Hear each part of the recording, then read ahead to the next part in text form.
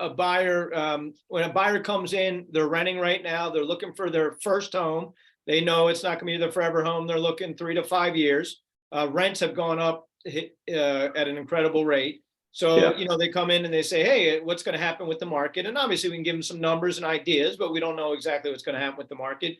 And they're kind of debating. They don't want to buy at the top. They know they're not going to be in there forever. I mean, the only one of the things I share with them is the idea that, all right, just do a simple analysis. Say rent for the next 3 years. Let's say you're renting at $2,000 a month, because rents have gone up to these crazy numbers, and $2,000 a month.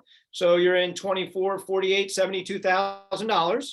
So that's where, if you stay renting for the next 3 years, waiting for the market to change, you could be in potentially $72,000. All right, great. Yep. And let's say you buy in, let's say it is the top. Let's say market is flat for the next 3 years. I still think you're going to be all right, even if you end up in a flat rate. So that's what I would share with them. What do you share with them?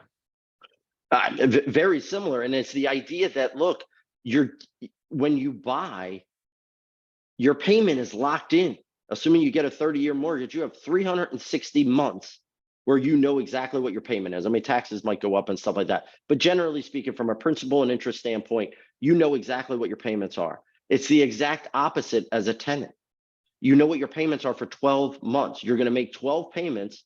So imagine trying to budget. We all know Fortune 500 companies, all these highly successful businesses that are out there in the world, they do very good at being able to predict. They want consistency, right? They want their analysis to continue to give them good, predictable results, right? So if I'm a renter and I'm on a budget and I'm like, all right, cool, my housing cost is $2,000.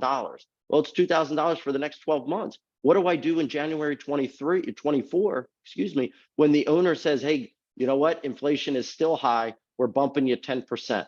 And now in 2024, my monthly payment just went up to $2,200. And what sacrifices do I have to make on my budget in order to maintain consistency with the house, in order to stay in the house that I want to stay in? It's the exact opposite as a buyer. I get in today, that monthly payment's $2,000 for the next 360 payments, unless I decide to refinance, which no one's going to force me to do. So I have an opportunity as a buyer to lower my payments over the 360 times that I'm going to make a payment.